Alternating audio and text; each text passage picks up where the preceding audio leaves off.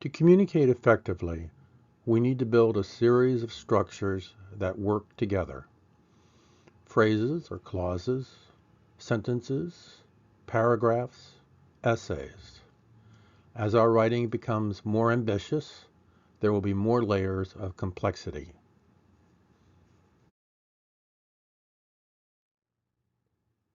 We are trying to transfer something important from our minds to the readers. It's difficult, so there's no point in doing it unless it's important. It should be something important to us and to the reader. Otherwise, the process is too difficult and we will fail to communicate. We need to make it as easy as possible for the reader, or we will lose them. There is an order to how we code our thoughts, and the reader decodes them. The reader is expecting an organization. We use words to build sentences. We use sentences to build paragraphs. We use paragraphs to build the essay. Today, we will focus on the second part, how to build sentences that work. The 4 types of sentences that we'll discuss are the simple, the compound, complex, and the mixed.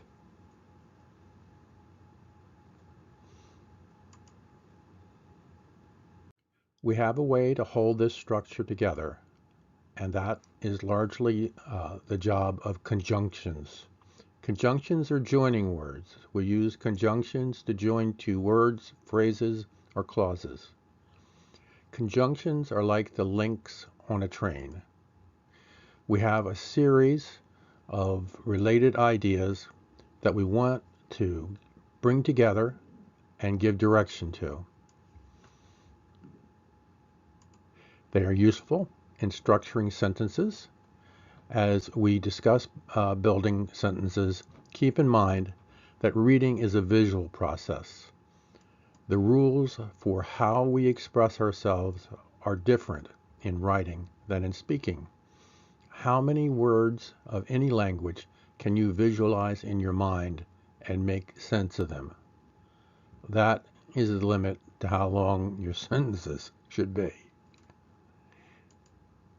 First, the simple sentence. A simple sentence consists of one independent clause. An independent clause contains a subject and a verb and comprises a complete thought. In other words, it is a short, freestanding sentence of its own.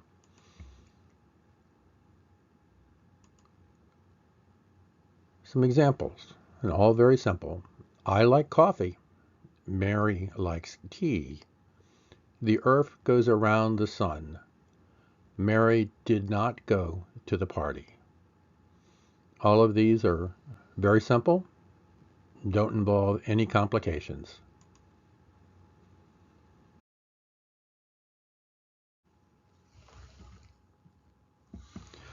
Let's look at the compound sentence.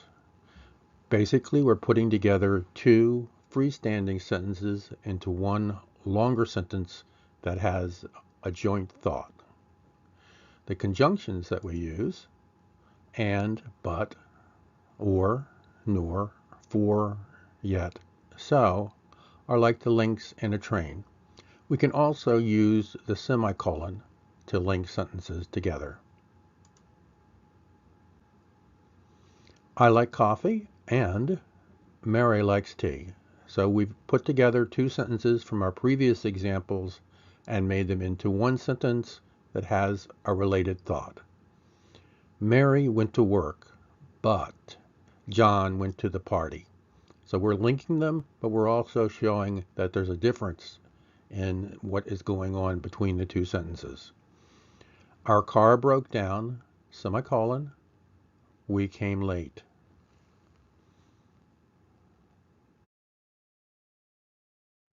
A complex sentence consists of an independent clause plus a dependent clause. A dependent clause does not express a complete thought. Here are some examples. We missed our plane because we were late. Our dog barks when she hears a noise. Do you know the man who is talking to Mary?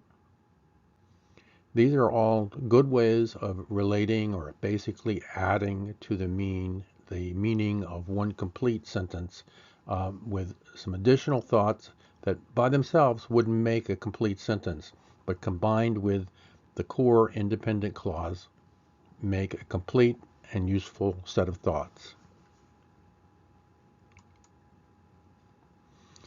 We have a lot more choices when it comes to joining complex sentences than we do when it comes to joining the compound sentences. I'm not going to read all of these for you, but you'll be able to take your time with this later and see the video of it. But words like after, although, as, because, before can be used to link these sentences together and make complete thoughts. A mixed sentence is going to be a little longer, and it's going to contain at least 3 basic thoughts. And generally speaking, we're looking at 2 independent phrases and 1 dependent clause. Examples would include, I like coffee, but Mary likes tea because it's cold. John didn't come because he was ill, so Mary was not happy. He left in a hurry after we got a phone call, but we came back 5 minutes later. So we've actually moved from expressing a simple, basic set of thoughts to kind of telling a story when we move on to the mixed sentence.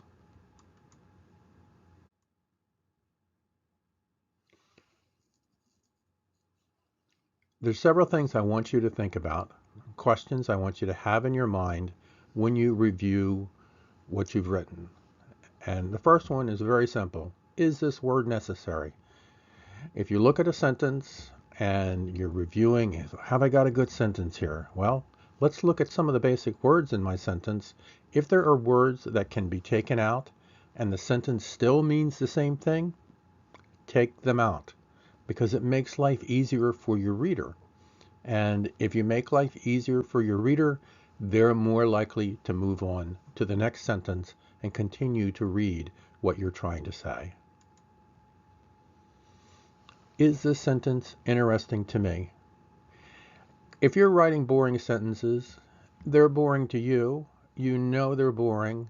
They're going to be boring to your reader, and your reader is going to stop reading.